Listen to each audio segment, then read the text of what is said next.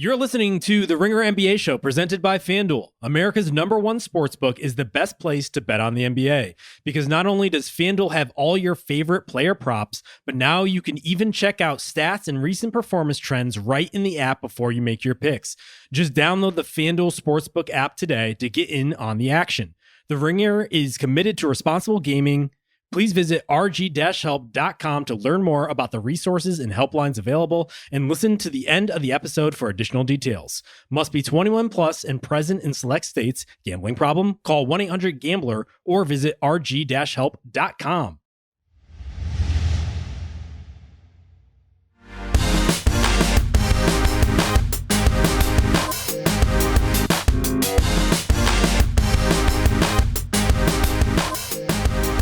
Hello and welcome to Group Chat. I am Justin Verrier, and joining me, Rob Mahoney, Big Waz, recording this a little before 9 p.m. on Saturday night. So I would say, 2 to 3 hours after one of the greatest buzzer-beating final shots that I have ever witnessed. I remember going through the first half of the Rockets-Warriors game, and I still not sure I totally comprehended what was happening because Aaron Gordon's big bucket to win it against the Clippers in Game 4 was that important.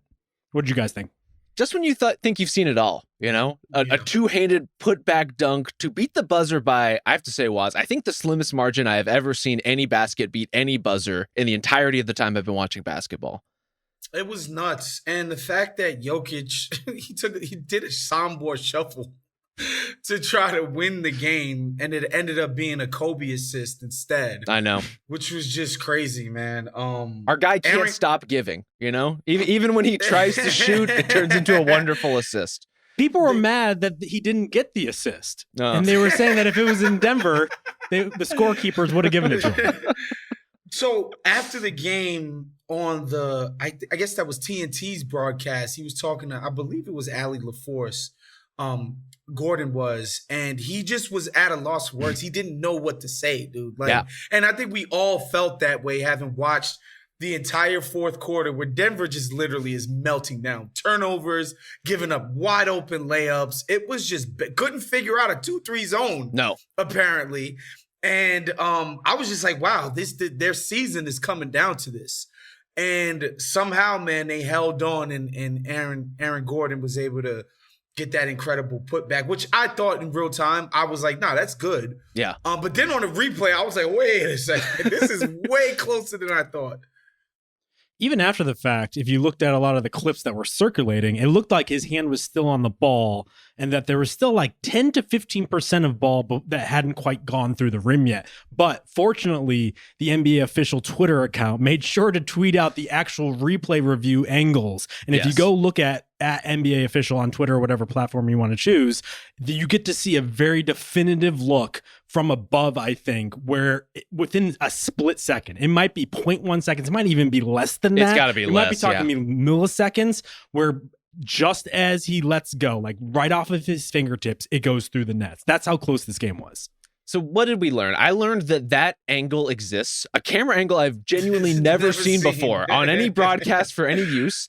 I learned that the lights that border the backboard that light up at 0-0 apparently happen kind of incrementally in a wave. Yes. And so there's some shots where the fingertips are on as some lights are on, but not all lights are on. I also learned that those lights technically are turning on before 0-0 so that they can fully be on by the time they hit 0-0. It's just been a really educational evening, courtesy of Aaron Gordon. I have no choice but to thank him.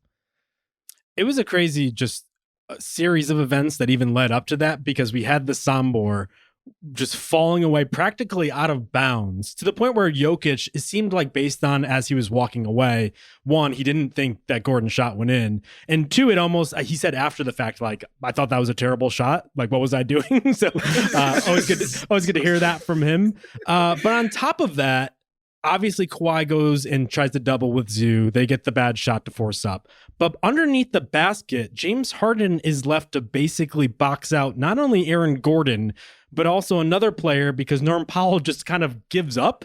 And so I don't know what was happening there with the Clippers. Like, Chris Dunn wasn't even on the court for that play. It was not a times out play, but Bogey was on the court and not Dunn.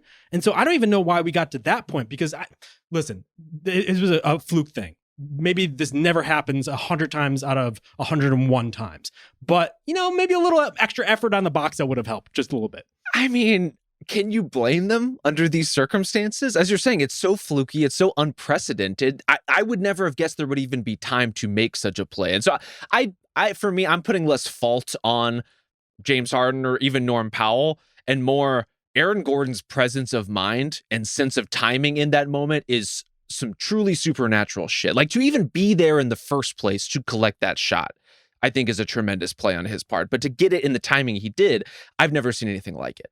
And he just boomed this thing through, Oh. man. Like that thing, he dunked that with such force. That's what kind of threw me off. Because, I'm watching the shot. I'm like, oh, okay, Jokic got this off. Maybe this will be a buzzer beater. Then it just felt like out of nowhere, this man just grabbed this thing with the hand of God and, wins the game for these dudes at the end. That was crazy because I would have just assumed that shot was the last shot of the game. And so there is no box out. There's no tip in. There's no any of that. I would have assumed that I thought it was when it went up, I thought it was the last shot of the game. Play through the whistle or play through the 9 different cascading lights that apparently go on at the backboard in these sorts of situations. I think it was apropos that it was Gordon because a lot gets made of the pick and roll combination between Murray and Jokic and just the kind of synergy that they have. But like just the mental mind melt that the two have between Gordon and Jokic has been something special. You saw it in the finals run where every time that Jokic got doubled, it was always Gordon making the right cut at the right time. The fact that he was the one collecting the ball at the right time with the presence of mind to put it back in, this is what the Nuggets have been for the past couple of years. And it speaks to just like how important he is. There's a reason why he is Mr. Nugget in addition to Jokic just being everything and anything for the Nuggets. It's absolutely true. And rightly so, the focus will be on this dunk, which is a highlight that will live on in NBA history. Throughout the bulk of this game, him running the floor hard, setting up in transition, drawing fouls on Kawhi, like he was his own kind of menace within the body of this game. And the kind of counterpunch that Denver has been looking for in all of these contests, right? Like it's been Jokic kind of front and center. I thought in this game, Jokic was probably as aggressive as he's been at any point in this series. I would say it's the first truly great Jokic game of this first round so far, which is a delight to see. But having Aaron Gordon as a counterpunch was huge. Having a good Christian Brown game was huge. Having Michael Porter with one arm having his highest scoring game of the series was a goddamn miracle. Like that, and Denver needed all of that stuff because they really had no other bodies to pull from. We got Vlatko Čančar minutes in a real life playoff game. So that's really the state of things. Yeah, and all those guys you mentioned, you didn't mention Jamal Murray because he was basically a ghost. He just hasn't been good in this series at all. And I know a lot of people gave my guy Tom Haberstroh some guff for saying that Jokic has never played with an all-star. Was that me? I guess I was one of them. You're a little fuzzy with the math, but yeah, okay. Yeah, but has Jamal Murray played like an all-star to you in this series? Justin doesn't defend Jamal Murray until it comes time to poke at Nikola Jokic. That's the only reason he will ever defend Jamal Murray. I think no. Okay, we're gonna divert just slightly so I can explain myself here. Please do. I think it's a little weird that like after the fact we kind of redo history to make it seem like every superstar just didn't have a super team around them when the Nuggets in particular were the model for NBA team building up until the past 2 years when Calvin Booth just kind of undid what they did. So for that finals run, like that team was the product of like 10 amazing moves. They built that team perfectly. And now we're going to like pretend like just the fact that one of them didn't make an all-star team, he didn't have a great team around him. Like, come on. It was a good team, but I think the whole reason that they're a model and the reason we're getting into this conversation now about like how they are hitting certain walls, how they're running into difficulty against teams like the Clippers is because they don't have a definitive traditional second star. They have a guy like Murray. Yes. They have a guy like Murray who has been that in the playoffs at times, but was not in this game. And they have a rock solid starting five, whether it was KCP back in the day or Christian Brown now, Bruce Brown kind of in between there as like a toggle option. But they don't have a lot of alternatives, right? Like they have built themselves in a way that makes cogent sense, but isn't always adaptive in the way that playoff teams need to be adaptive. And I think that's where you find them right now, where if you're the Denver Nuggets, once the like elation of the Aaron Gordon game winner fades away, you do not feel good about the way your season almost imploded in your hands, the way you gave up a 22-point lead by not playing defense, by not securing rebounds, by not guarding until it became too late and then panic over rotating and giving Norman Powell like practice threes, right? Like everything went wrong for them, starting with the fact that they could not penetrate a Bogdan Bogdanovic-led zone defense for minutes on end, for basically the better part of the fourth quarter. It was insane. I want to be clear too. Like, I don't think the Nuggets are somehow, the first era of LeBron in Cleveland. This is not Ben Wallace cooked, Sasha Pavlovich, Booby freaking Gibson, who was basically out of the league after LeBron left that team, and he was their second best player in a bunch of players. No, that's not what Denver is. But the bottom line is, like, why it's nice to have stars on your team. They're more consistent than role players. Like, you just can't expect role players to be excellent series to series. Whereas stars, you expect them, no matter the matchup, to have a huge impact. And, the bottom line is Jamal Murray specifically is just not having a huge impact on this series. Yeah, I don't even think we mentioned that Russ wasn't playing here, and now maybe that helped in some ways. But the fact that they didn't have a bench at all, like the entire bench was virtually useless. And like on the one hand, I think you guys are right. I think Denver has to be like, man, we got away with one, probably in a similar fashion that they did in Game 1.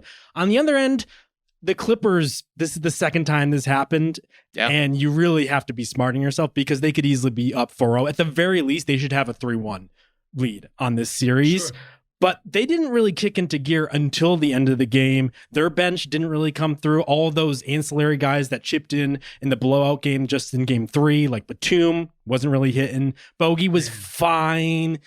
Chris Dunn was so bad offensively, you had to worry about even playing him because I think he missed 8 of his 9 shots in this game. Harden, a ghost until the fourth quarter. And even Kawhi, he was fine for a while and he kicked in the fourth quarter. So they really had no business even being in the fourth quarter. They did storm back, but I was ready to hammer them before they came back here because this was a whole opportunity for the Clippers. This should have never been close. They have way more better players than the Nuggets, even though Jokic was incredible here. It's just, these things just keep happening to the Clippers. The opportunity was there to be taken seriously, and they just kind of let it slip through their fingers. It's true. I think, if anything, as far as turning points in this series strategically, things that might actually change now that we're 4 games in, the Chris Dunn thing feels like it's starting to become a real problem overall for the Clipper offense. And he's someone who they rely on. They rely on his pressure defensively, even if they didn't lean on it so much in this one. They made their run when he went to the bench, and the Nuggets had somebody that they no longer could rotate off of with Norm Powell in there. That was straight up it. Him going 1 for 6 from 3 in this game was a huge problem. Nicholas Batum finally missing some shots was a huge problem. And Derek Jones. Every time he misses, I'm shocked. I'm not going to lie. Well, the first couple games conditioned us that he's just going to come in and hit run-breaking threes every single time. And it looked like based off his first make, he might do that again. But then just could not cash on open opportunities that the Clippers desperately needed. And if Harden is having basically a 0 game, one of those guys is going to have to step up. And Norm kind of started to, as you mentioned, JV, and Kawhi kind of had his moments, but overall, just not enough to surmount this kind of Nikola Jokic effort in particular, and the way he was picking them apart through 3 quarters. I also have to give shout to the referees here, Zach Zarba and crew. Probably the first and only time we'll ever give shout outs to the referees here, because not only Brooklyn, baby. did they get the, is he a Brooklyn guy? Yeah, he's a Brooklyn guy. Of course. Yeah, he's so street smart. He knew what he was doing out there. Right. Not only did they get the call right at the end of the game, they also did not toss anyone based off of the firm shoving match that broke out in the middle of that. Can you imagine not having Gordon on the floor? It's really close. Yeah. Oh my God. There's so many of those guys. And so everyone got the one technical that all offset, and everyone just went about their day. It took 30 minutes to do it, but they ended up in the right place. And I'm glad that they did. The fact that it was 6 distinct and perfectly offsetting texts is just a piece of performance art. I think. And I feel like he alternate between teams, or did he do the first team, their first 3? It seemed a little more dramatic than that. I feel like there was one nugget thrown in during the Clipper section, and then one Clipper thrown in during the Nugget section. And then the last one at the end was okay, it's even now. Okay, nobody's even going to shoot a free throw here. Nope. All right, cool. So Woz, what are you feeling going forward here? Who feels better coming out of this? I gotta say, man, I just think the Clippers with their big three, they just feel more reliable. Kawhi, Zub, who played another monster freaking game. He's a problem, dude. Like, he's just having a huge, major impact on this series. Like, everything. First of all, Ty Lue, stop with the Simmons stuff. You got away with it for 3 games. They finally cracked it. They just stop. The impenetrable code of the Ben Simmons minutes. I kept texting these guys. I kept played texting 7 these guys. minutes, and it went haywire. Okay? In the second half was bad. In the first half, he was like, whatever, he was fine. He had like 1 or 2 nice plays for actually. 3 games. Like, they can't keep getting away with this. But and they did. Finally 5 minutes. happened. Yeah. But yeah, I just think Zub, Kawhi, and Harden can be more reliably good to great than Jokic, Murray, Gordon, or if you want to throw Porter Jr. in there. I just think they're just more consistently, up to the task, man. And that's why I think you got to like their chances in the last 3 games of this series. I've been changed on that. Like, Kawhi and Harden are constantly putting Denver's defense in compromising positions. That fourth quarter was just like, they just cut through these dudes, okay? Like, they were paper mache. And so to me, I think you got to like the Clippers, man, going down the stretch of this series. I think the only thing that gives me hesitation is that the moments when the Nuggets have really hit a wall have been against sort of off-speed coverages and things like that. It is the zone. It is the Ben Simmons minutes. It's stuff that they clearly just like weren't fully prepared for or expecting. And that's not an excuse, but it's to say it's a little harder when it's all of your default stuff. And as the series goes on, we're already starting to see it on the Clippers side. It's just going to be more 44-minute nights from Kawhi and Zoo and James Harden and all the core members. God knows the Nuggets are already doing that throughout their starting lineup. They have to play 42, 43 plus minutes. It's going to start kind of normalizing into this is your base stuff. This is all you have left by the end of a series, right? You're kind of stripped away for all those gimmicks, all those parts, all the rotation players who can't hang anymore. And what are you left with?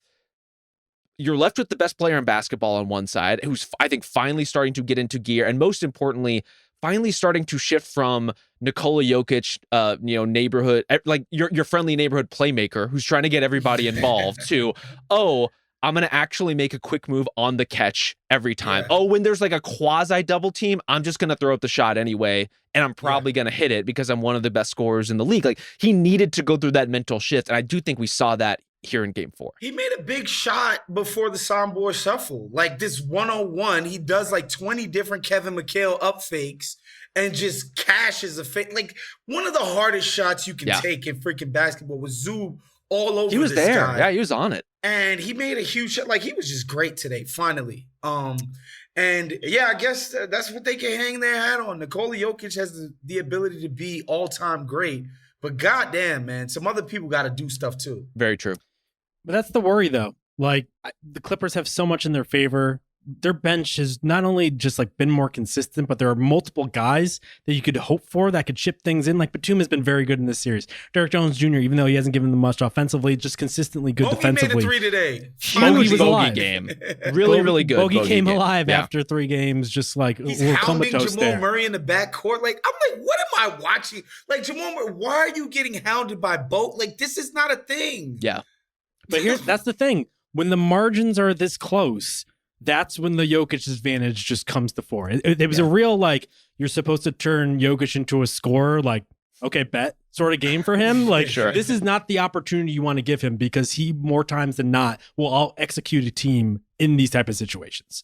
History also tells us too, like, this can change. Granted, it's a 2-2 series. Anything can happen from this point. 2 home games. They do have 2 home. I'm not even saying that. I'm saying usually when you look back at the ends of these series and they're this close, you look at the team that's like, man, they really had that one in their hands and they gave it up. And the Clippers having 2 of those games, on the one hand, you could take to mean on balance, they've been the better team, because I would say they have been. They have been. They've also squandered 2 crucial opportunities out of 7. And that rarely do you get through that alive, unscathed, without that coming back to bite you. Guys, it's ultimately the Clippers. I don't know if they feel the weight of history, but all of us do. And all of us are also like counting meticulously the Kawhi Leonard minutes or the Kawhi Leonard good minutes. That could just go away in a blink of an eye. And so you really need to make the most of your opportunities. And this is the classic example of like, this is the exact game you do not want to lose because that fatalism starts to creep in. It's creeping in for me. And I barely even like, I wouldn't consider myself a fan. I'm just like aware of the history. Can we do a little betting pool now, which is whatever like the deciding game of this is, the elimination game for the Denver Nuggets, whether that's a closeout game 7, whether they're on the brink of elimination. How many Denver Nuggets appear in that game? Is the canker rule here? the Jar Jar Mets did not go. Here's where we're at now. Is there was a moment in this game when the lineup was Jalen Pickett, Jamal Murray, Michael Porter Jr., Peyton Watson, and DeAndre Jordan, and I'm like, yeah, that makes sense. That's kind of all they got. Like, if you're gonna give these guys any rest at all, that's what the lineup is gonna look like. And if Russell Westbrook's foot injury is serious, I don't know how you get away with anything but either that or playing these guys 47 minutes. Yeah, I was just going to ask, like, how many arms does MPJ at that point? Like, if he just has stubs, is he still going out there and giving 30? Yeah. Black Knight Monty Python style. Like, you're going to have to kill him out there. Question for both of you guys. To whose advantage is it that David Adelman looks like the Mad TV mascot? Is that to somebody's advantage? I had that same thought during the game. He does look a lot like that. I stole it from Twitter. Okay. Well, mine was original. No, so Woz created it. The people on Twitter stole it from Woz. It's like that Mad Men thing where he's like, I came up with the idea of some type of marketing. It already existed, but I came up with it independently. The Pete thing. I guess you guys don't remember that. It's fine. It was a good reference. I would also say Christian Brown, fucking baller. Yeah, that guy just comes through in big moments. I just wanted to shout him out here. Yeah, I agree with you guys. I think the Clippers have it all. I wouldn't be surprised if the Nuggets pull this out. Yeah. I'm glad we're here, though. It's a great series, though. Yeah, I'm glad we're at the 2-2 because 3-1 would have felt so deflating just as on an entertainment value. But yeah, it's just incredible basketball to watch. Definitely. All right, let's flip to the nightcap now. We have the Warriors going up 2-1 on the Rockets despite not having a single Jimmy Butler minute. Just a classic Steph performance here. Just all phases of the game. There was one point where he had a little like Russell Westbrook cotton shot where he just pulled up quickly on Jabari Smith. And I was like, God damn, like my knees like felt it, the phantom pain of him doing like a 37-year-old just doing this. The fact that he could still do that and he can move like that is so incredible. He also had 9 assists in this game. But I have to say, Rob, my kind of big takeaway from this one is like, what the fuck are the Rockets doing? Like, you got to win this one. You really have to. You have to. Their offense was complete sludge. Like this wasn't even like stuck in the mud offense. This is like bottom of the tar pit, fossilized in amber, like no movement, nothing going on whatsoever. And I think for at least the half and maybe a half and change, they were able to kind of pull Golden State with them and kind of bring them down to their level and eke out points, enough of a slight advantage to make it feel like they had control of the game. Until Steph was Steph. And that's where like I agree with you, JV. Like this is a really special Steph game. It's not against the highest level of competition, but what he was able to do in the fourth quarter, and I guess in the third, because he was already starting a massive scoring and assisting run in the third quarter, but down the stretch, weaponizing Gary Payton II into a full-time crunch time weapon was unreal. And it was just happening because the Rockets were freaking out every time Steph moved in any particular direction. Like that is power. That's a power that we had never seen before Steph came into the league in terms of that kind of off-ball impact. And frankly, I'm not sure we're ever going to see it again because for all the Steph copycats out there, no one moves like him. No one can do that.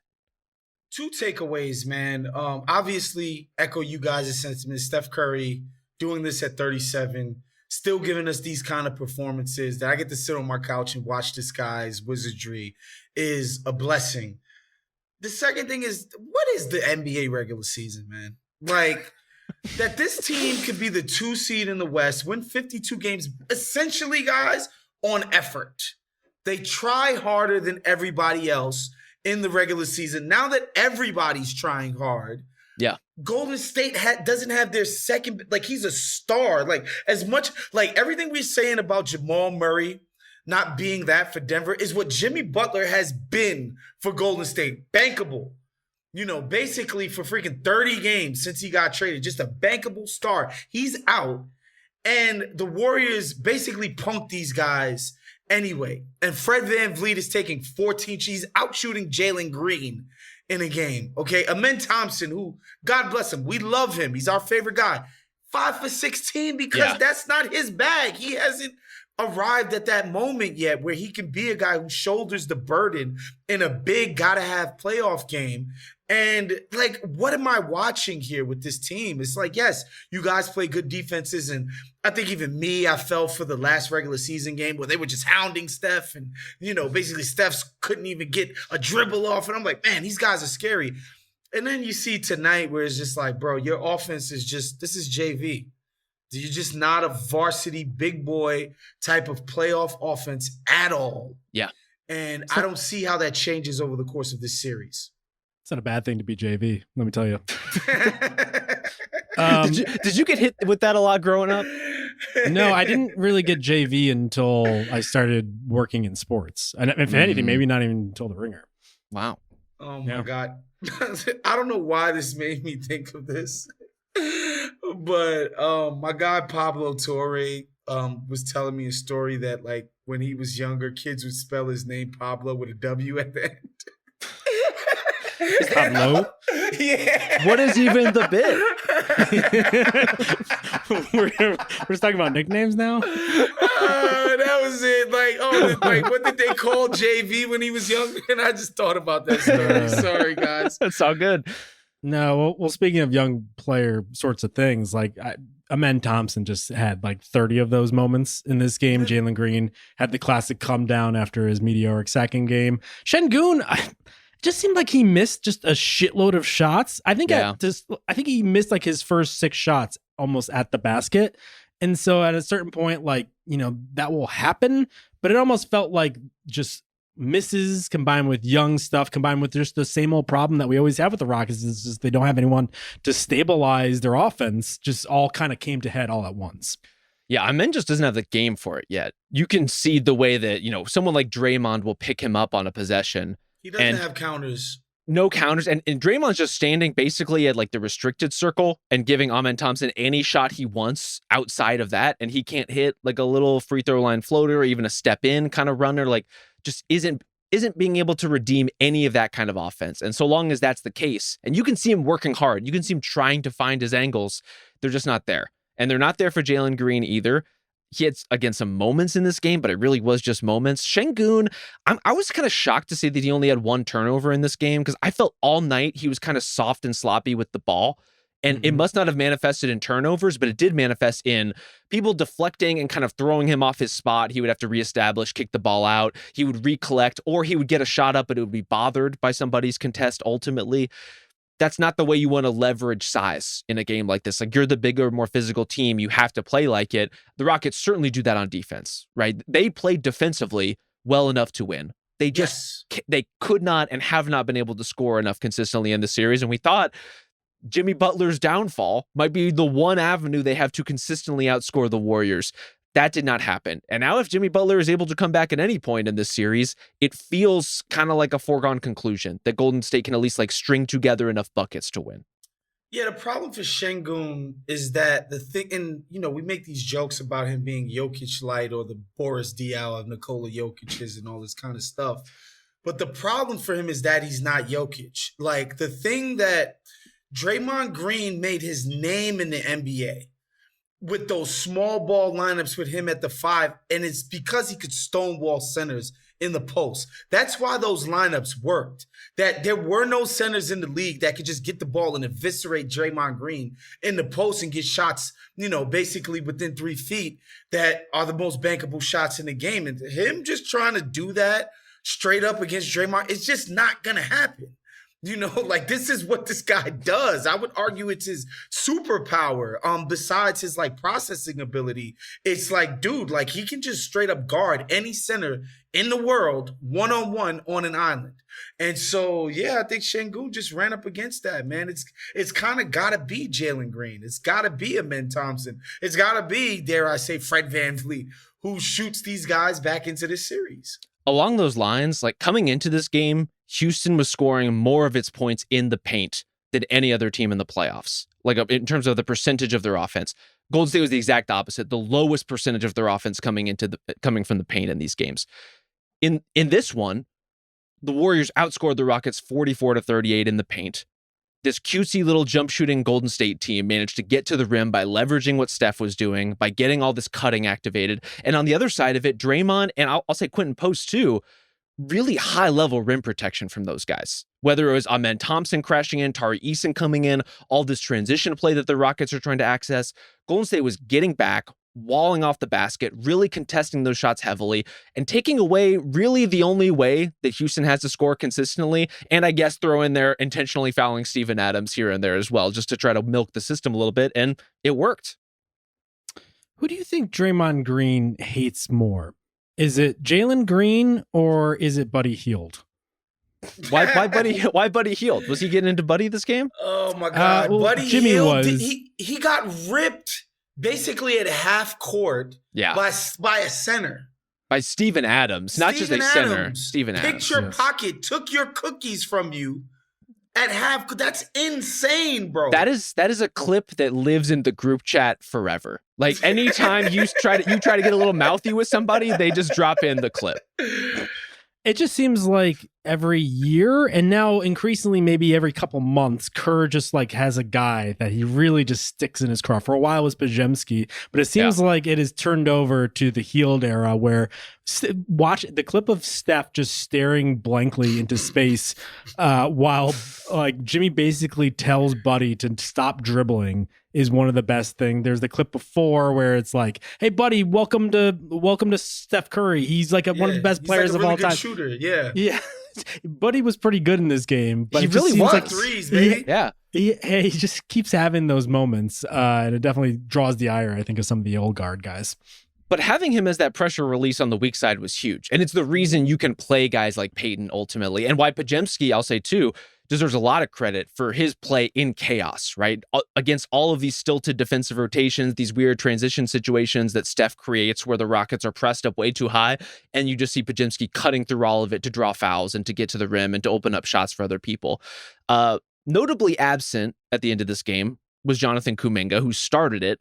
And I will say Steve Kerr did everything possible, reconfiguring the entire starting lineup to suit Jonathan Kuminga in Jimmy Butler's absence. And if there was going to be a Kuminga game, this was going to be it. He had 7 points on 7 shots, was not a consideration by the end of the game. I think we can really put this one to bed, guys. But he stayed ready, though. Well, Moody was ready, who came off the bench after starting how many games in a row. Yep. He didn't seem affected by it. No, he's a gamer. And the thing is, Moody knows how to play. That's the difference. That's simple. It's really that simple. Like, Kuminga was just lost out there.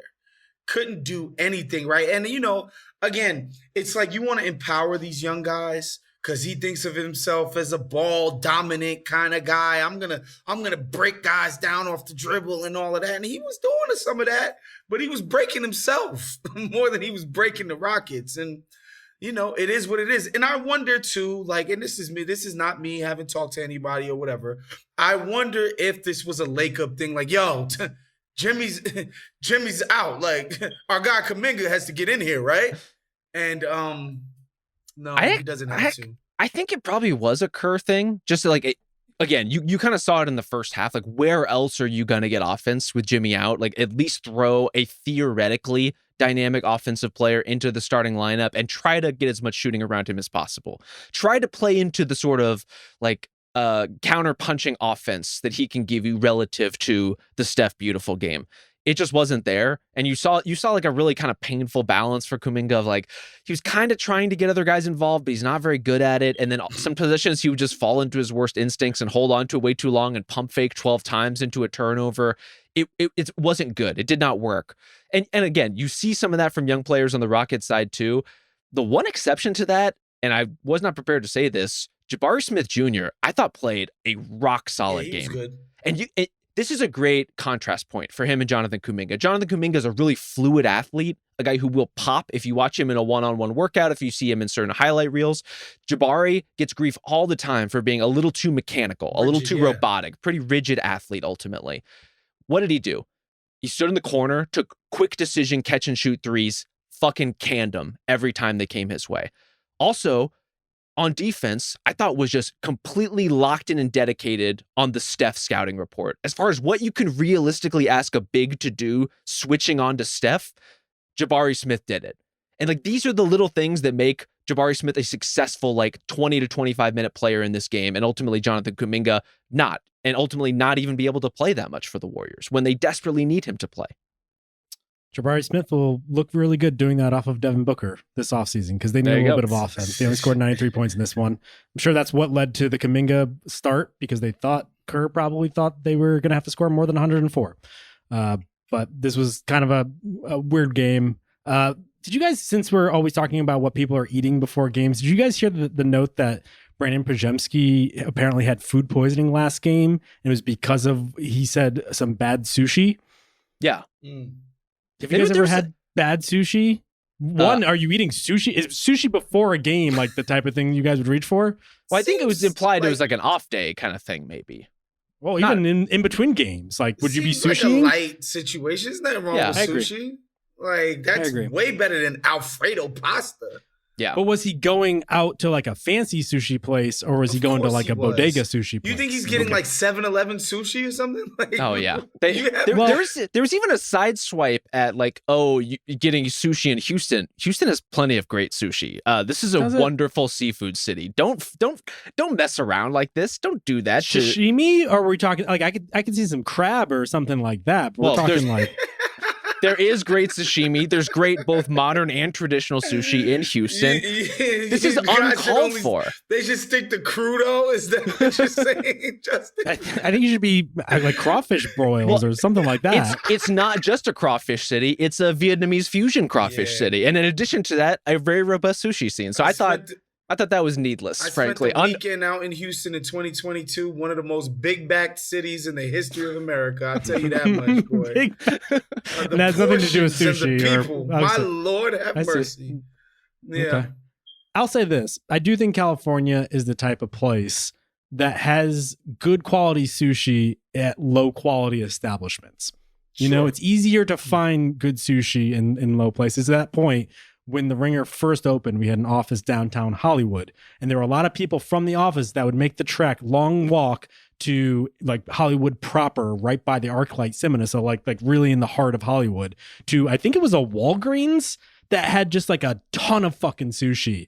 And for the while, I was like, "What are you guys doing? You are all going to die." Yeah. And I tried it once, not that bad. So I still think we're gonna die if they continue. That's the kind of roulette I don't want to play. Okay. Walgreens, come on. I'm telling you. Next time you're in LA, go hit up a Walgreens and you'll be pleasantly surprised. Simply will not. All right. Anything else from this one? How are you guys feeling going forward? Anything swayed you in the Rockets' direction? You know, a lot of times in these playoff series, like, what's the adjustment? What are they going to do differently? Are they going to guard Steph differently? Are they going to try this? Are they going to? There's no adjustment. You got to make shots. Yeah, that's it. That's the adjustment. You know, not shoot collectively 39% from the field. Like, you got to make shots. That's it. Especially when I thought they played maybe 2 full quarters, maybe 2.5 quarters of pretty good technical defense on Steph. Like, you know, Fred VanVleet was doing a good job. Ahmed Thompson was doing a good job. I thought they were handling it about as well as they could. 12 in the first half. They had it there if they could only put any kind of scoring run together. And like, that's the trouble right now is once all the water gets shut off in transition, once the offensive rebounding game kind of equalizes, where are you finding your advantages? And right now their athleticism, and they have a lot of it, is just not manifesting any kind of sustainable offensive advantage.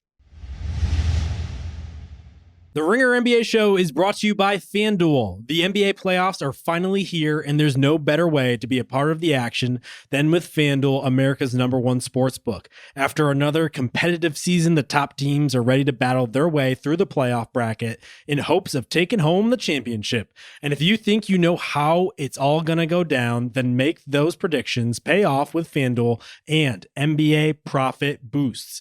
Simply make your bet, activate your boost, and go for even bigger winnings. So we're looking at Sunday's slate, jam-packed with 4 games. We're looking at that late game. You're right. Yeah, I'm going to go with the Indiana Pacers plus 4.5 at Milwaukee. A little confused about this line. I know that Giannis has been just awesome this postseason. He probably will again. Dame also came through. But I don't know. The Bucks, are they that good? I'm a little surprised that they are giving points in this one. So I'm taking the points with the Pacers. I know I don't love the Pacers, but I think they're considerably better as a team, and that's what we're betting here. Give me Pacers plus 4.5, game 4 in Milwaukee. Lock it in. And don't just be a spectator this postseason. Head to FanDuel.com/RingerNBA to download America's #1 sportsbook and make every moment more. Must be 21 plus and present in select states or 18 plus and present in DC. Opt-in required. Bonus issued as non-withdrawable profit boost tokens. Restrictions apply, including any token expiration and max wager amount. See terms at sportsbook.fanduel.com. Gambling problem? Call 1-800-GAMBLER or visit rg-help.com. This episode is brought to you by Degree Original Cool Rush Deodorant. So remember last year when people got really mad when Degree changed their Cool Rush formula? One dude even started a petition. Well, guess what? Degree listened, admitted they messed up, and are bringing the original Cool Rush scent back. You've got to love when a brand can own its mistakes. And it's in Walmart, Target, and other stores now for under $4. Grab some and find out why it's been the #1 men's antiperspirant for the last decade. The original Degree Cool Rush is back, and it smells like victory for all of us. Well, while the rest of the West is arm wrestling, game in and game out, the Thunder are skipping straight to the second round. They win the series in a sweep 4-0 against the Grizzlies. Pretty good showing from the Grizzlies. They get the golf clap for showing up 2 straight games in order to end this out. They didn't have John Morant in this one, who refused to be on camera just for the people in the booth to pick an alternate view and stay on information. So awesome. Inspired. That was really good. I think if we're looking at the Thunder side of this before we look ahead on the Grizzlies, I think they checked a lot of the boxes they were hoping for a first round sweep from Thunder. Consistent scoring from J-Dub, 20 pretty much every single game, including a couple big buckets in this one in order to close it out. You saw legitimate moments from Chet Holmgren, especially in game 3, but he had a nice steal toward the end of this game. The defense showed up. You know, there wasn't any sort of like rotational issues. They just seemed dialed in, Rob. Is there anything else that I'm missing in terms of like check marks you were hoping to see that you did or did not see? I guess just kind of like lower stakes training wheels clutch situations, right? Like they actually had some competitive games over this last week. And so the idea that, okay, you get to trot out what's going to be your closing 5, which is Isaiah Hartenstein not in that group. Alex Caruso subbed in, and we've seen the chaos that he can create. Kevin Pelton pointed out, of ESPN pointed out that lineup, basically the starters, but with Caruso instead of Hartenstein, only played 16 minutes together in the regular season. All the guys ins and outs. Wow. Caruso obviously missed a lot of time. It was, I think, kind of strategically probably held back in spots to load manage his way here so that he could be this player in this moment. And you're seeing why. I'm sure some of that is matchup dependent, right? Caruso, we saw neutralize Jaren Jackson Jr. multiple times over the course of these last couple of games. He's clearly an incredibly skilled perimeter defender in his right, guarding all kinds of matchups, but that looks like a really tough group to have to mess with in crunch time. And Chet Holmgren came up with a huge crunch time steal on Scottie Pippen Jr. that forced Scottie Pippen Jr. to foul him and foul himself out of the game in the process. Just like huge plays in a game that ultimately doesn't mean that much, but it means something. You're in the somewhat pressure pack situation. You get to practice fouling up 3. Right? Like you're going through the paces of what it's going to take strategically to close out some of these games. And for the Thunder, that's an incredible luxury after the dominance of their season. I got to say, Rob, I completely disagree. These people got functional equivalent of a first round bye. They have not started playing in the playoffs yet, bro. No? This team, first of all, one of these games, they beat them by 50. Yes. Okay? We're throwing that one out. We're throwing that one out. That's its own game. And in this game right here, John Morant's not even playing. Like first of all, they allowed this group of Grizzlies to drop 115 on them. What do we know? They didn't try on defense. They were just like, this is not a serious game. These guys, this is not a serious opponent. We're going to sleepwalk through this thing and ultimately close them out. I would say like they didn't have a playoff series, you know, and shouts to them for taking care of business. Like, you know, Memphis isn't a serious outfit, and they treated him like that and got him up out of here in four games. But I do think like this has kind of been a joke to be honest, this entire series. Smoked them by 50, then another win by 20.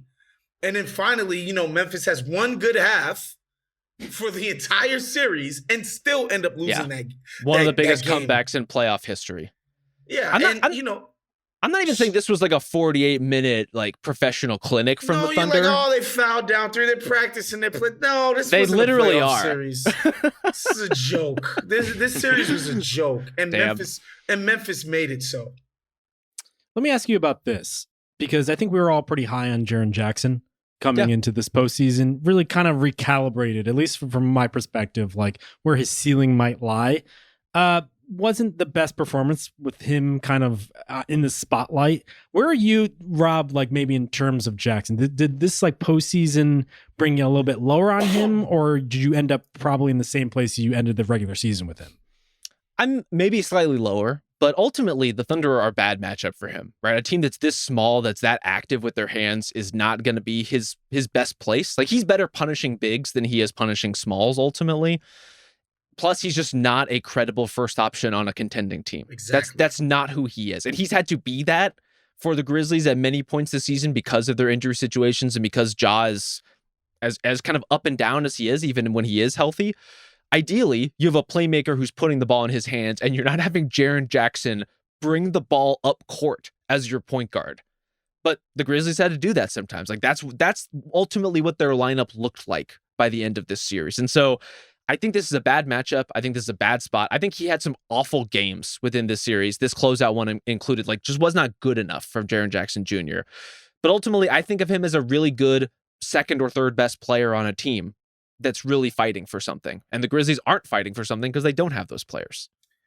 Yeah, nothing's changed for me. I've never really been crazy high. I think he's a good player, obviously. I'm not, doesn't take a scientist to figure that out. It's just, for me, offensively, he doesn't have a thing. Like, what's his go-to? What is Jaren Jackson really good at on offense? I don't think he has anything that you can say that about. And that's my main issue with him as, a star. Like, your first star better be somebody who can just go supernova on offense and create for others and create these advantages, because Jaren Jackson Jr. just will never put defenses in any kind of panic. Even though, he's a credible shooter, but nobody panics when Jaren Jackson is shooting. And maybe that's just bias because he's got one of the ugliest forms, but like, it's just, he doesn't put defenses in a bind. And that's ultimately why I'll never be too crazy about him in terms of his ability to carry a team through in the postseason.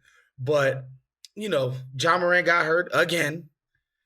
And so here we are with Memphis. Yeah. I do think not only the performance here, not only Ja being out, but also this is an entree into probably a bigger picture conversation, which I think the Grizzlies are going to have to look in the mirror this offseason and say, what do we want to be? Do we want to hitch our wagon to Ja and still go through the motions of like, well, won't he play? And also some of the off the court sort of stuff. Or have we seen enough without him that we're ready to move on? And if we are going to move on, what does that look like? Like, what should we be targeting in order to do so? And so I want to assemble my war room here. I want to get all my assistant GMs here, my tape guy, my personnel guy, and we're going to come to a conclusion here, because I have decided that we're going to trade Ja Morant. That is the issue on the table here. Okay. Mm-hmm. And you've not gone Nico Harrison and met with somebody in a coffee shop and already traded Ja Morant. You want to have a conversation with us about it? I may have lined up some stuff in advance, but I do want to get your feedback here, because I appreciate the give and take here. This is a full functioning front office. Okay. Mm-hmm. No heat checks. I think you can go one of two ways, and I do wonder if they will do one of them. You could either say, we want to trade our problem for someone else's problem. We are built to win now. We have all of these guys on the same timeline, on Ja's timeline. What we really need is someone to just be there, a star that we could hitch our wagon to, and just basically have a same but different version of what we have, right? That's door number one. Door number two is like, well, actually, that's tough to pull off, first and foremost. Like, who is that guy? And do we actually want to take a step back? We still are pretty young overall, and we also kind of nail every draft pick except for Zaire Williams. And so just to get a high pick is actually what we want. Do either of those, Rob, appeal to you more if we do indeed want to trade Ja? If you want to trade Ja, I would go the first route. Like I think the Grizzlies are still competitive, and there's a lot to the roster to like, to the point that it would honestly it would take some work to tear it down to the point where you're going to actually lose a lot of games unless people are just hurt and out of the lineup like we've seen from them in recent seasons. So given that, I would be looking for a different kind of guard play, because we've seen even like Scottie Pippen Jr. in there gives them a kind of like decent level of execution on a baseline level that can help them do some things, not against the Thunder, but against a lot of different levels of competition in between. What do you think, Wos? I don't know, man. Obviously I think the door number one is my favorite, is to keep this thing rolling. Like if you trade Ja for some reason, you get somebody who can actually go out and get you a bucket, or, be somebody that can play make for others on the team. Because if you don't do that, you're what the Houston Rockets were tonight against Golden State. You're just not a credible playoff offense whatsoever. And I think if you're, Zach Kleiman and them in that front office, and you can trick yourself into thinking maybe we get a coach in here who can get our guys to consistently play more like the team we saw in the first half of Game 3 more often. And that's what you maybe hang your hat on. But like the idea that they go out and get, like, I don't know, the kid from Baylor or something like that, try to get a pick for Ja, I hate that, honestly, as an option. Again, you started the season 34-15 with this group, with a bunch of guys in and out of the lineup. We know the regular season is kind of a fraud. So like, obviously it doesn't mean the world, but it's like, there's a bones of a real team here. And maybe I'm an idiot and this group will never put it together for whatever reason. You need to bring in new blood. But like, I'd rather stand pat. Or if somebody's, and I don't even know who the star is. Like, is it Devin Booker? Is it? No, I'd be surprised if you can get Booker for That's Ja what I'm saying. Like, who are you even doing that with? Let me throw this out there. Would you trade Ja for Trae Young? No. I'm interested, if I'm being honest. Right? Because it's really just a guy whose ceiling is higher, but the day-to-day product is a little bit messier, at least in terms of playing and not playing, versus probably I don't know, is he more cantankerous? Is he tougher to deal with on a personal level in Trae, but is pretty consistently going to be out there. So at least you have that sort of certainty.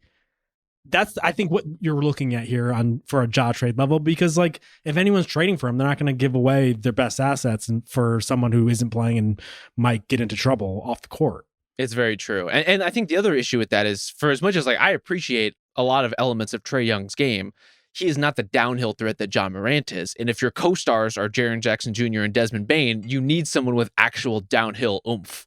So are you just going to make an entirely jump shot driven offense from three guys who, I will say two of them percentage wise, are not always the best shooters in the world? That doesn't sound super sustainable to me. I'm not doing that. I'm not doing that. Yeah. I'm not doing the Trae Young thing. Like, is LaMelo Ball? It's a good name.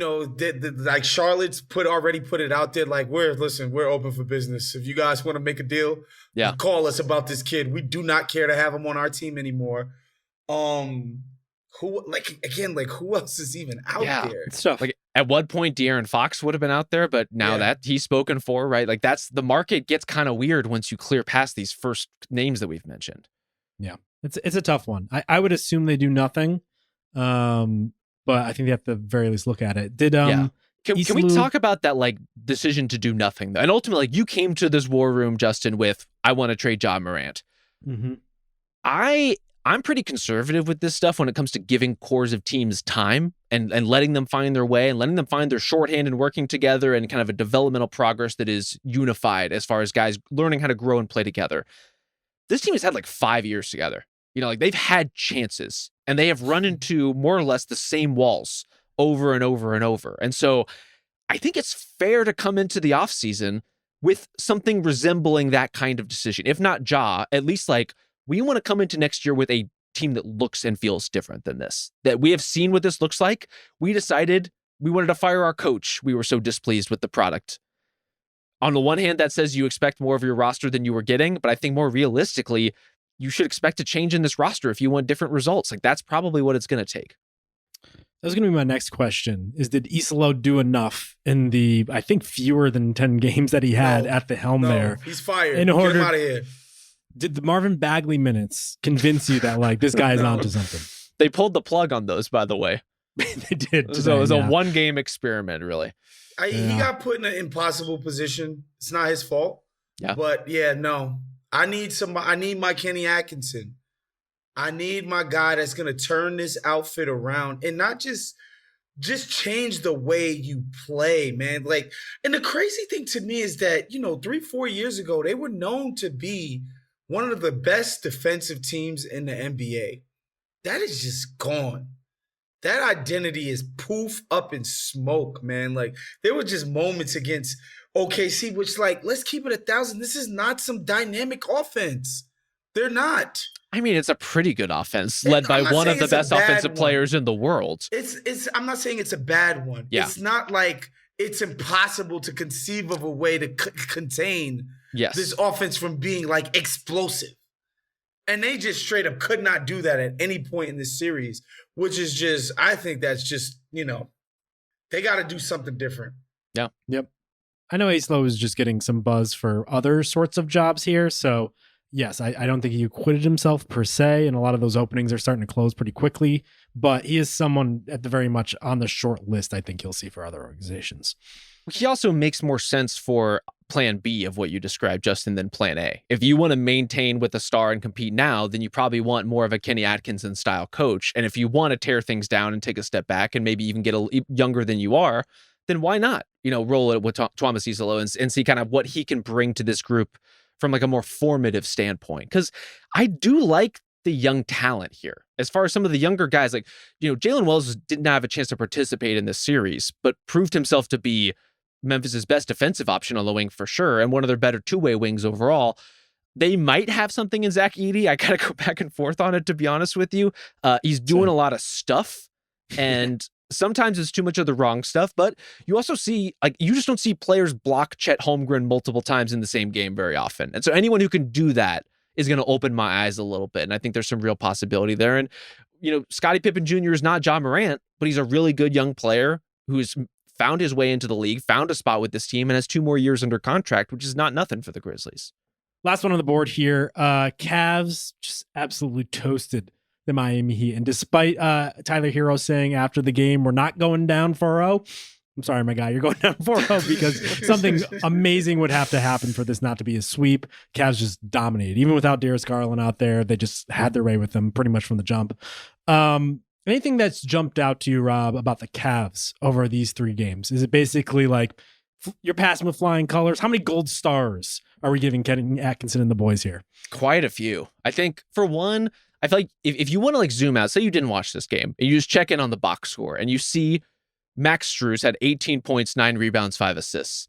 That's a good Max Strus game. Those are Denny Avdia numbers. Those are Denny Avdia numbers. I feel like a good Max Strus game means a good flow game for the Cavs. It means that ball is popping. It means they are dribble penetrated, kicking out. Everything is working. And good Lord, like the ball movement in this game in particular against what is ostensibly a defense first Heat team, just blinding. Like 32 assists on 48 shots is fucking nuts. No matter who you're playing against, even if it is an Eric Spoelstra team, even if it is a team that is in the current state of this group, like I find myself so impressed by, even at this level of competition. We were talking about the Cavs as a team that, like, okay, did they take their foot off the gas down the back part of the regular season? Did they have anything interesting to play for? Or, did they peak a little earlier in the season than they might have liked? They're not leaving a lot of doubt right now for interpretation on that particular front. Like, they are taking care of business in the most emphatic way against the only opponent put forth in front of them, which is not a playoff caliber team, mind you, but it is one that they're just running up the score on, frankly. I think you could have said that the first 2 games were a little bit closer than probably we would have anticipated, just because I don't hold this Miami team in very high regard. But this was a game where it's just like, no, this team is not close to us. They cannot touch us. We smoked them on their home floor and basically, ended the series effectively today. And they deserve props for that. Like, I'm happy to see them playing this way because, Verrier is points in the season, I'm like, man, I don't know. Is this the kind of team that could challenge Boston like seriously in the Eastern Conference Finals? And just watching these guys handle their business and play at their best, they feel like a championship contender type of team, which is exciting to see. Because, like, unlike OKC, where, you know, most people are like, no, no, this is a championship contending team. I think the Cavs, people had to be brought along with that thought, you know, the 5 All-Star Hawks coming up and stuff like that. I think it's been nice. I thought it was nice today that they showed that they were a little bit more than just some nice story. I know it's not groundbreaking to suggest that like getting an easier opponent if you finish with the best record is an advantage. Feels like more of an advantage than it ever before, because if you look at like the Thunder, for instance, like let's say the Nuggets make it out of that presumably 6, probably 7 game series, like is Jokic going to have to like use a marionette in order to be his 5th teammate at some points? Versus the, you know, like the Cavs, for instance, are going to waltz in probably into the second round. Whereas like you have Jaylen Brown basically complaining that the Magic are playing too tough against him. Like that might go 6 and all of a sudden like those guys might be more injured. Like it does seem like those like compounding effects matter more than ever before. And just getting the first seed is probably going to make a huge difference, more so than it has in the past. I think especially because the Cavs bench is so good. And so when you get into some of these later series, when the stars on other teams might already be feeling the effects of playing through 3 series in a row, one against the Orlando Magic, you know, the other one might be more of a dogfight than they expect. And all of a sudden you're playing the Cavs. We're already seeing how like Ty Jerome and DeAndre Hunter can kind of keep applying pressure on teams when they come in. And like the fact that those two guys get to play with either Jared Allen or Evan Mobley for basically all their minutes on the floor, an incredible luxury, and one that I think is what lends itself to the Cavs being really over the course of this entire season, but we saw it in this game in particular, just one of the best burst teams as far as like they can roll off an 18-0 run, a 20-2 run like it's nothing. And some of that comes down to like their offense and the firepower being what it is, but like those guys can guard too. Like they can get after, they can protect the rim. They're not that way all the time, like fully on a string defensively every minute that they're out there, but they guard at a high level enough that you really feel the heat coming from their offense. It's good. Feel the heat. I that see was, what you did there. I wish I hadn't, unfortunately, but sometimes you walk into it.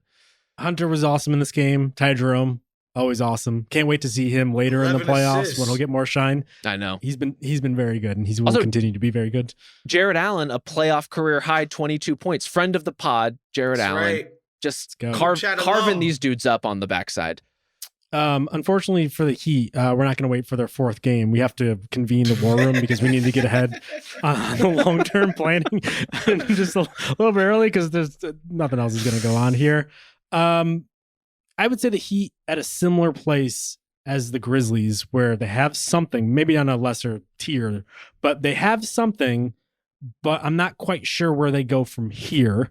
Their picks slightly encumbered because they owe a lottery protected pick in 2027 to the Hornets. That becomes unprotected next year. Just becomes a little difficult with the Stepien role there.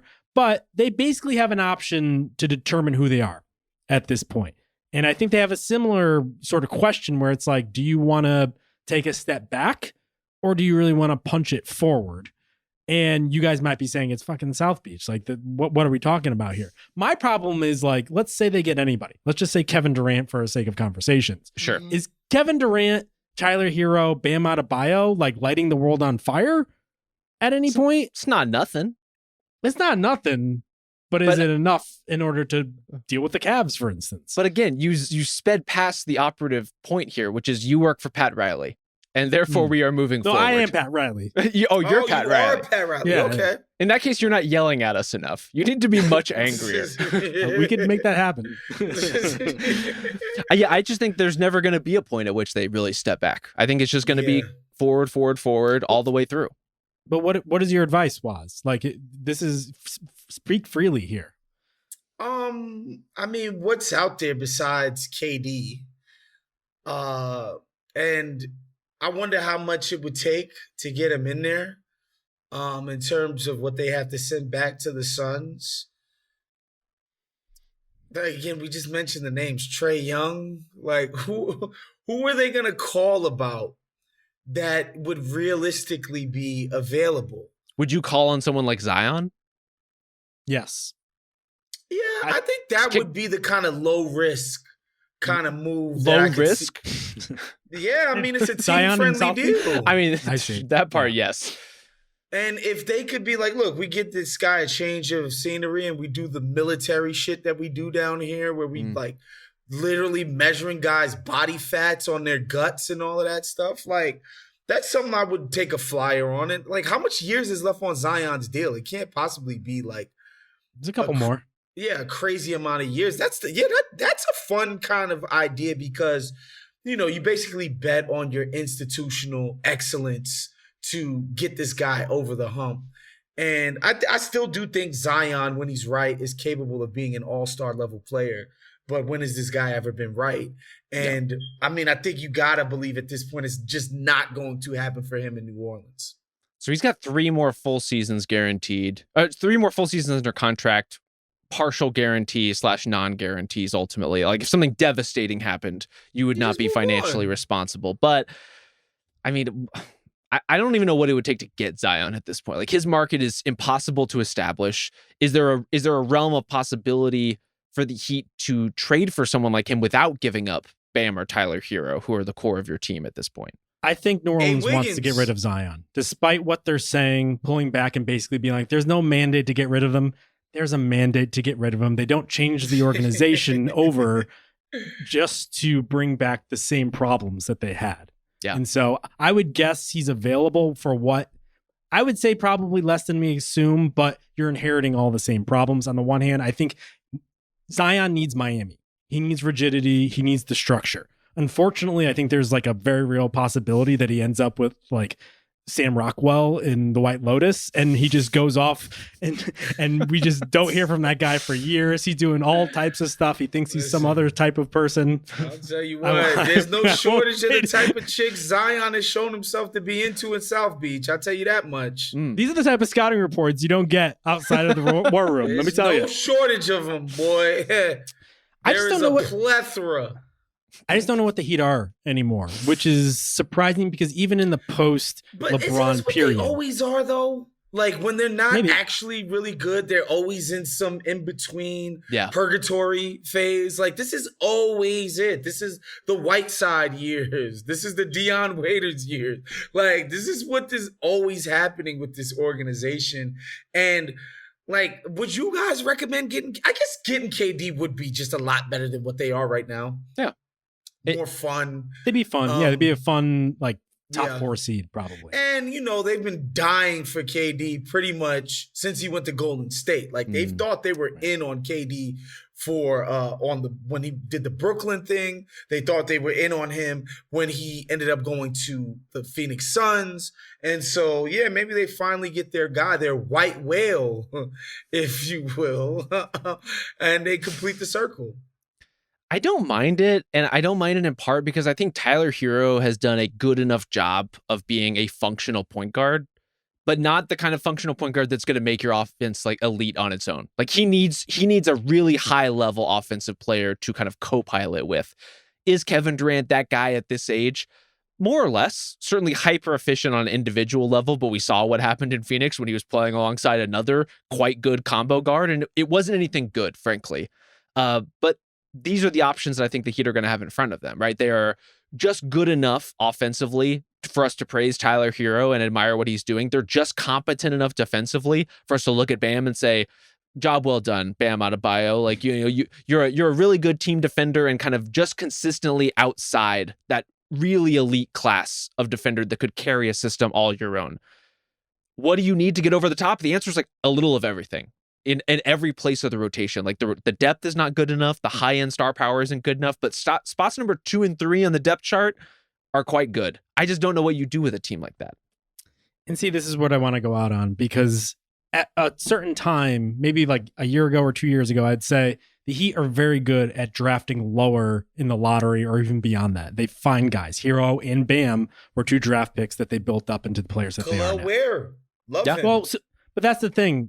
Beyond where it gets a little dicey a little quickly.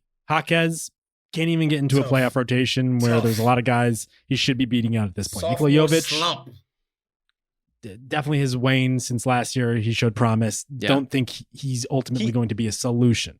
He had some injury issues as well this season. It's like maybe a healthy Jovic season is a little better than this, but it's not changing your world. Yeah, and so like they have the 20th pick in this draft. They basically fall 5 places from the draft pick they're giving away to the Thunder. They get back the Warriors, so not that much different. They're going to get a similar type of player that it's really more of a bet, probably a rotation player, probably not much better. And so the feeder system just isn't there at this point. Like they're like, they lack talent in a way that I'm surprised by because they actually maintained a lot of the assets that they would typically trade away in previous years. Can I tell you the good news? The bottom of the Eastern Conference is dog shit, and they're going to be right back in the plan next year, even if they don't do anything. Facts. Can I ask you this? If you were to rank the young players, how would you organize them? If it's Ware, Jaquez, Jovic. I mean, Ware's number Ware's one with at a the bullet. top Yeah, for for me. sure. What are the next two? Such a toolsy guy. I mean, Jovic is playable. Jaquez had a really rough trajectory. Just a terrible player this year. That's crazy. Yeah, it's got to be Jovic. He actually played in games that mattered this year. What's the Spoelstra's just telling you, like, this guy's not good. He just doesn't have it. What's the cutoff for young players? Like, is Davion Mitchell still a young player? He's 26, I want to say.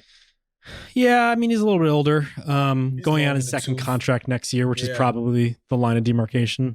Yeah. But certainly. Well, as we compare Heat teams present to past, like the ultimately the teams they overpaid for, the James Johnson, Dion Waiters kinds of teams.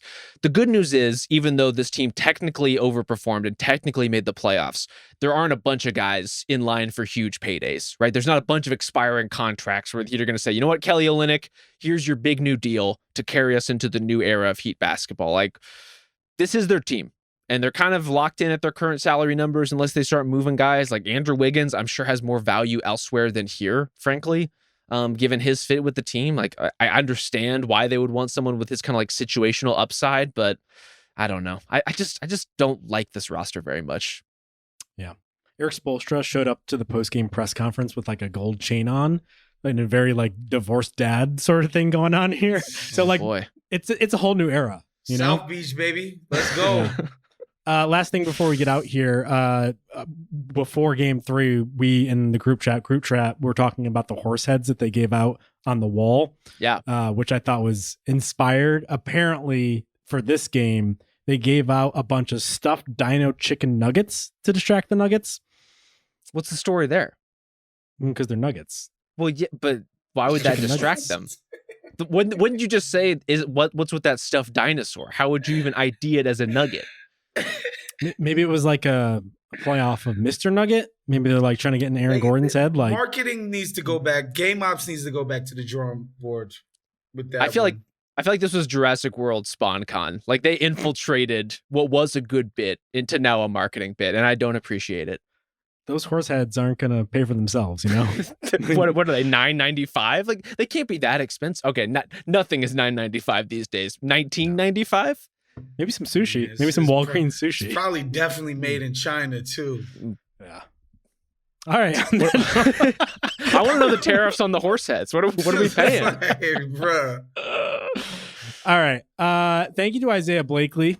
Thank you to Ben Cruz for staying up late with us. We'll be back Wednesday night into Thursday morning for the next round of games. We will talk to you then.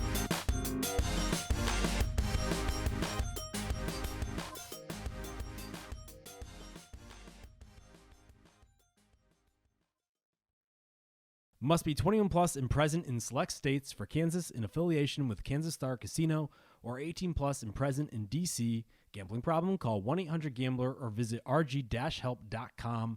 Call 1-888-789-7777 or visit ccpg.org/chat in Connecticut or visit mdgamblinghelp.org in Maryland. Hope is here. Visit gamblinghelplinema.org or 800-327-5050 for 24/7 support in Massachusetts, or call 1-877-8-HOPE-NY or text HOPE-NY in New York.